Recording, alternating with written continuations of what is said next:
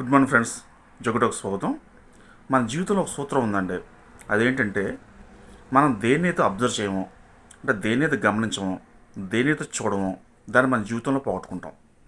అంటే దీని అర్థం ఏంటంటే మనకి ఇంపార్టెంట్ విషయాల్ని, మన జీవితానికి ఉపయోగపడే విషయాల్ని మనం చాలా నెగ్లిజెన్స్ చేస్తుంటామండి.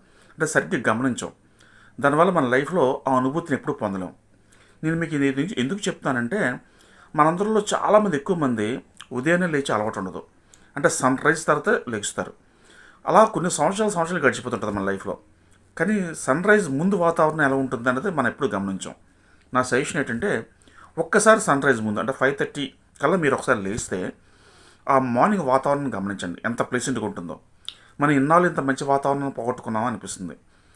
జనరల్గా ఉదయం అన్నది అప్పుడప్పుడు శిశువుతో పోలిస్తే సాయంత్రం అన్నది వృద్ధాప్యంలో ఉన్న ముసలి వ్యక్తితో పోల్చండి.